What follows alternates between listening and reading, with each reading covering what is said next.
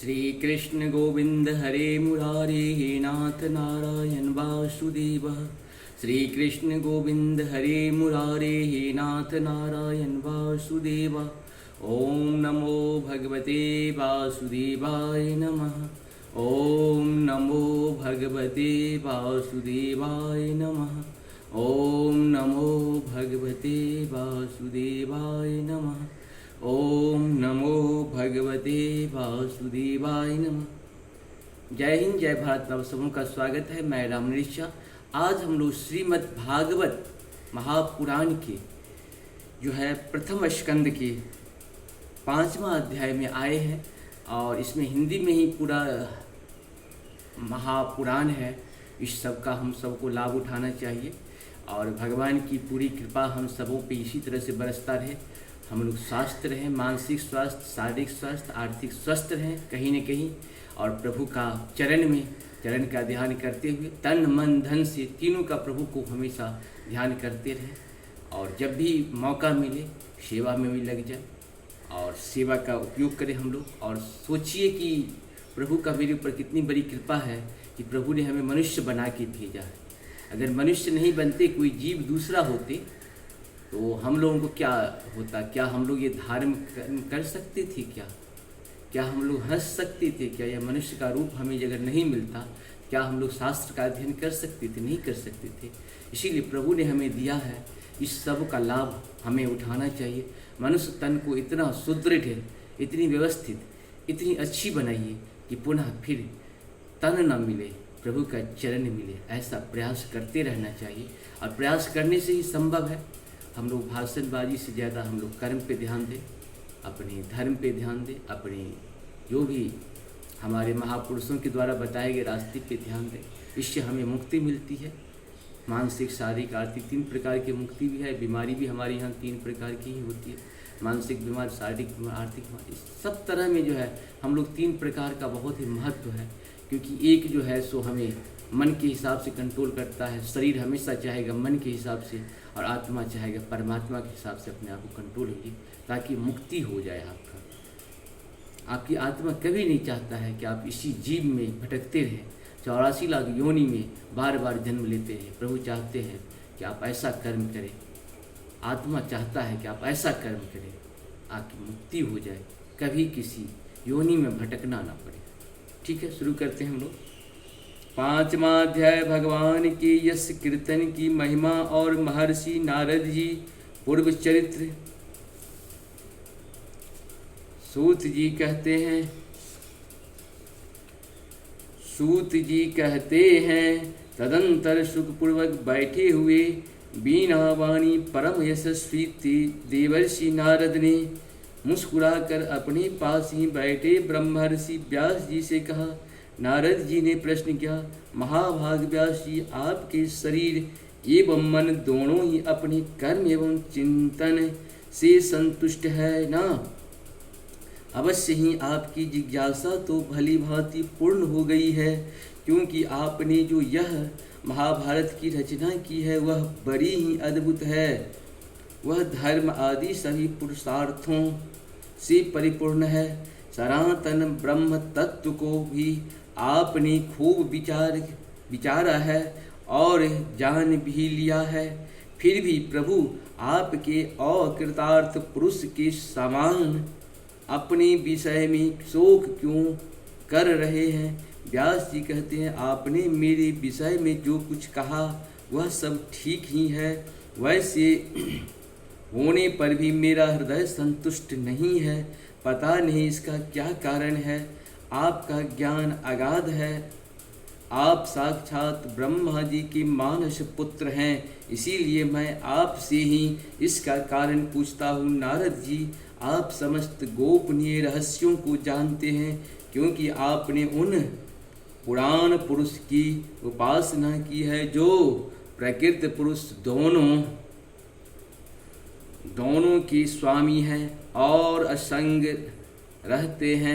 रहते हुए भी अपने संकल्प मात्र से गुणों के द्वारा संसार की सृष्टि, स्थिति और प्रलय करते रहते हैं।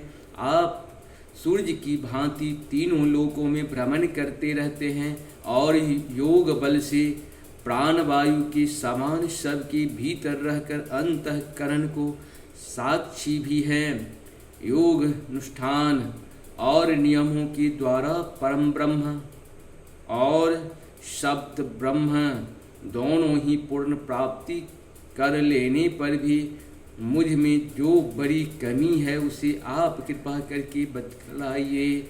नारद जी ने कहा, व्यास जी, आपने भगवान के निर्मल यश का ज्ञान प्रायः नहीं किया। मेरी ऐसी मान्यता है कि जिससे भगवान संतुष्ट नहीं होती वह शास्त्र या ज्ञान अधूरा है।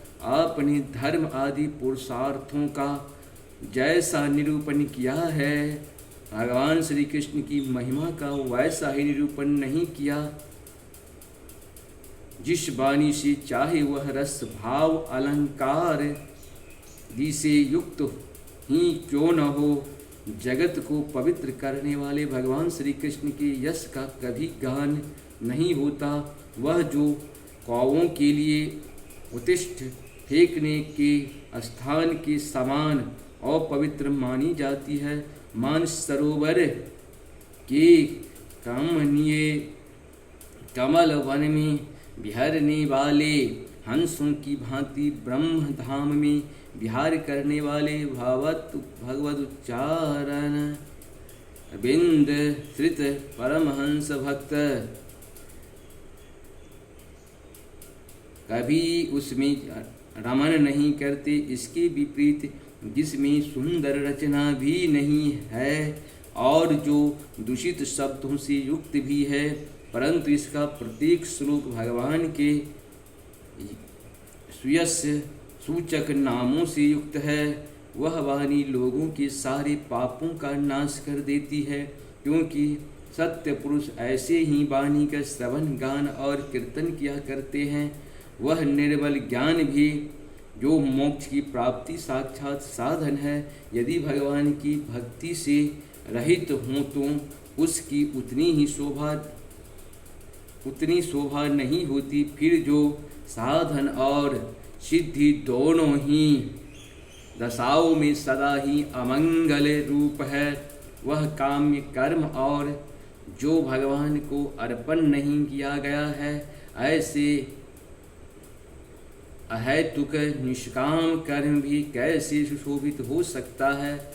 महाभाग व्यास जी, आपकी दृष्टि अमोघ है, आपकी कृति पवित्र है, आप सत्य परायण एवं दृढ़ व्रत हैं। इसीलिए अब आप संपूर्ण जीवों को बंधन से मुक्त करने के लिए समाधि के द्वारा अचिंत्य शक्ति भगवान की लीलाओं का स्मरण कीजिए।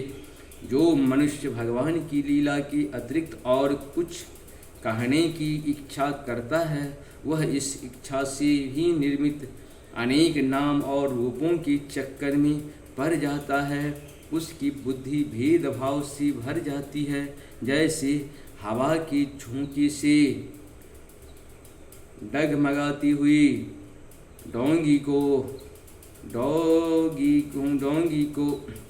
कभी भी ठहरने का ठौर नहीं मिलता, वैसे भी उसकी चंचल बुद्धि कहीं भी स्थिर नहीं हो पाती।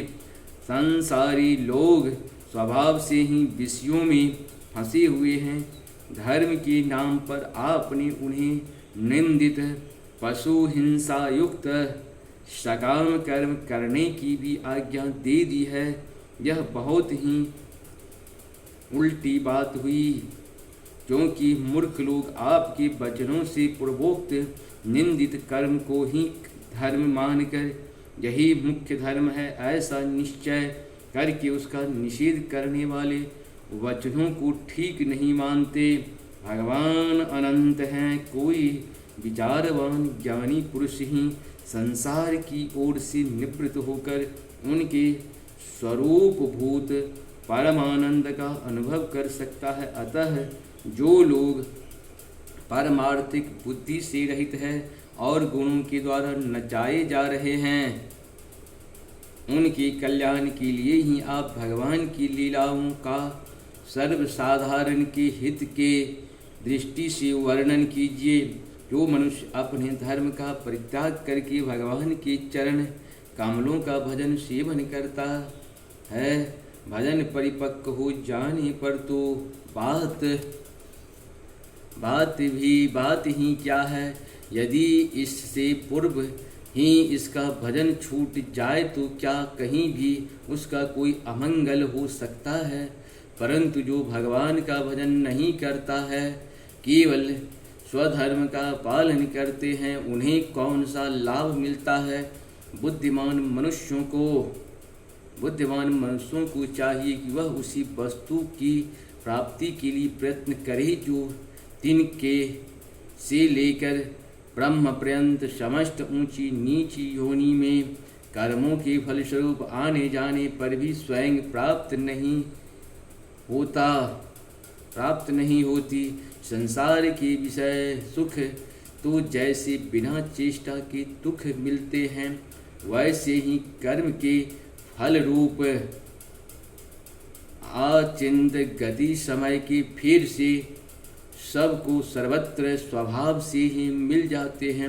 व्यास जी, जो भगवान श्री कृष्ण के चरणाबिंद का सेवक हैं, वह भजन न करने वाले कर्मी मनुष्य के समान देवात कभी बुरा भाव हो जाने पर भी जन्म मृत्युमय संसार में नहीं आता। वह भगवान के चरण कमलों के आलिंगन का स्मरण करके फिर उसे छोड़ना नहीं चाहता। उसे रस का चस्का जो लग चुका है, जिससे जगत की उत्पत्ति स्थिति और प्रलय होती है, वे भगवान ही इस विश्व के रूप में भी ऐसा होने पर भी वे इससे विलक्षण हैं। इस बात की आप स्वयं जानते हैं, तथापि मैंने आपको संकेत मात्र कर दिया है। व्यास जी, आपकी दृष्टि अमोघ है। आप इस बात को जानिए कि आप पुरुषोत्तम भगवान के कलावतार हैं।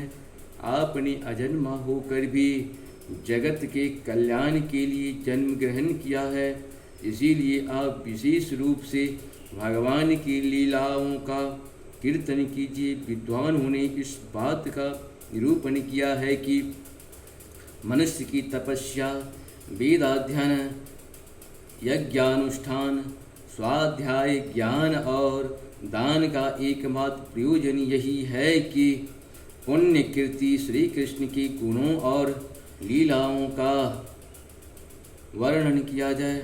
मुने, पिछले कल्प में आपने पूर्व जीवन में मैं वेदवादी ब्राह्मणों की एक दासी का लड़का था। योगी वर्षा ऋतु में एक स्थान पर चातुर्मास कर रहे थे। बचपन में ही मैं उनकी सेवा में नियुक्त कर दिया गया था। मैं यद्यपि बालक था, फिर भी किसी प्रकार की चंचलता नहीं रहता था। जितेंद्रिय था, खेल कूद से दूर रहता था और आज्ञा अनुसार उनकी सेवा करता था। मैं बोलता भी बहुत कम था। मेरे इस शील स्वभाव को देखकर समदर्शी मुनियों ने मुझे सेवक पर अत्यंत अनुग्रह किया।